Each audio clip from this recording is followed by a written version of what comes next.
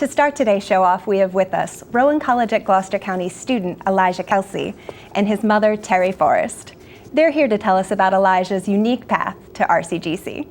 Thank you both so much for joining us today. Thank you, Diane, for having us. Absolutely, it's our pleasure. So, Elijah, I wanted to start out by asking if you could just tell us a little bit about your journey to Rowan College at Gloucester County and what some of the obstacles were that you had to overcome. It was a hard journey. I wasn't always a great test taker. I had a learning disability as a young child, and it was very hard. Eventually, I started believing in myself. I did better, and I'm at RCGC today. Now, Terri, there's no doubt that you've been a huge source of support for Elijah.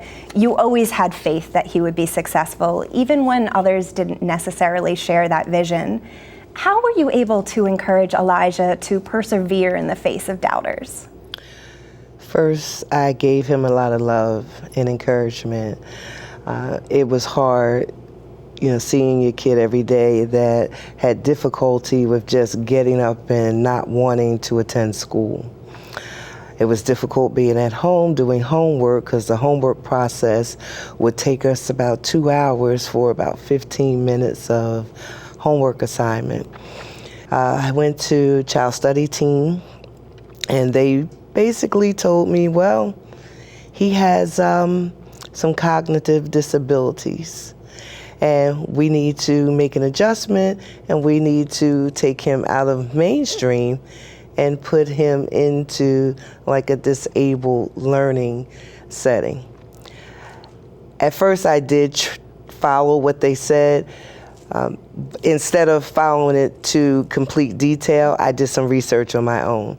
So the schools that they had pointed out to me, I did go and research them, and I didn't like what I saw with the instructors nor the students. Most of the students were there on their own. The instructors were carrying on throughout their day with their own business, cell phones, talking to each other, and the kids were just there doing nothing. If I put him in that setting, he would actually become nothing. They said that he had a 3-year delay, which I already knew that. They said he had some occupational issues, and I already knew that. They also said that he had speech distortion, language distortion, which it was going to be difficult for him to be in mainstream because they could not understand him verbally. What people say doesn't necessarily have to follow you, and you can prove them wrong. That's what we're going to start doing. We're going to prove them wrong. You are going to become somebody. You don't have to listen to the negativity. There's a lot out there, a lot of different programs and technology that could help us succeed. So I started taking an interest in his development, trying to find out what actually was wrong, what I could do. It took a while. He and I, we played a game, let's talk to each other. So I would say words to him, he would say them back, and it was just a drill that he and I did during homework, when we were in the car, when we were just going to the supermarket. There were just, if I saw the bus, oh, what's that? The bus. Excellent. So it was just little things like that that I had to institute in his day and in his learning.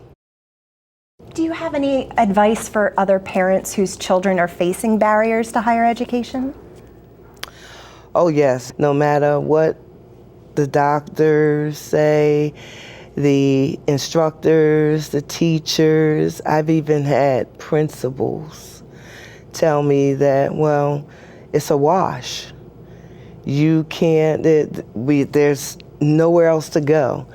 We're just going to basically do our part, and he just has to follow through, or we have to place him elsewhere. Never stop believing that you can make a difference and your child can make a difference, and you're the only person that can do that.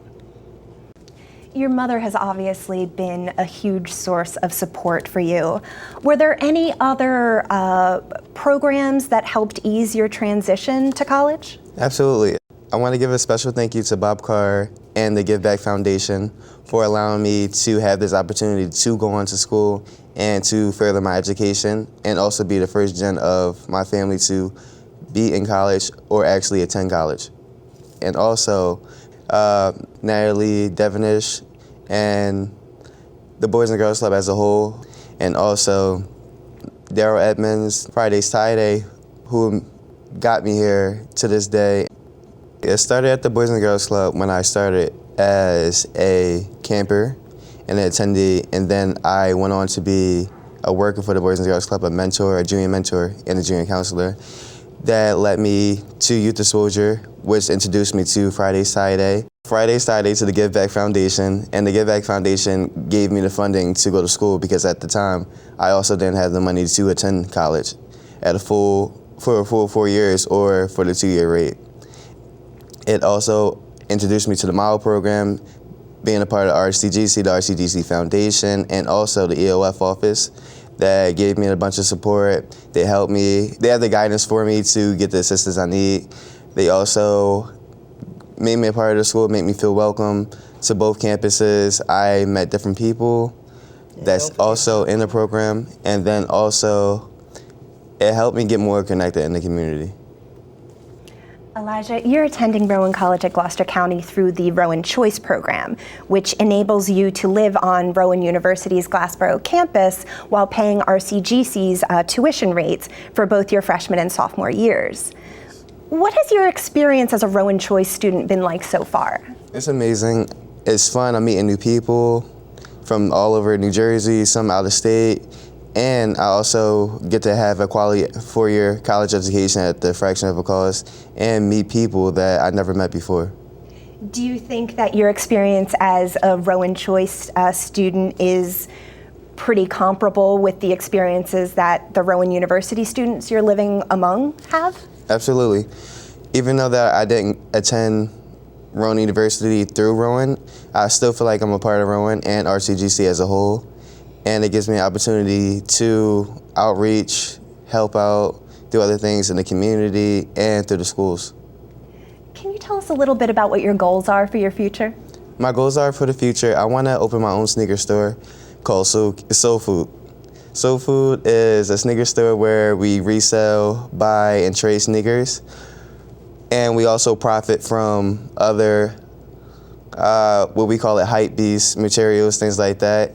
And I basically want to open a franchise where I can have it on the East Coast, West Coast, and also I want to branch out to make it public, a training organization. Do you have a message for other young people who might be facing similar challenges? Never stop believing, never stop trying. If you fall, that just means you're trying harder. If you fall and didn't get up, that means you're not trying at all. And all you have to do is believe in yourself. Well, Elijah, I'd like to wish you good luck in your studies, but after everything I've heard, something tells me you don't need my luck. But thank you both so much for coming by to share your story with us. Thank you, Diane. Thank you.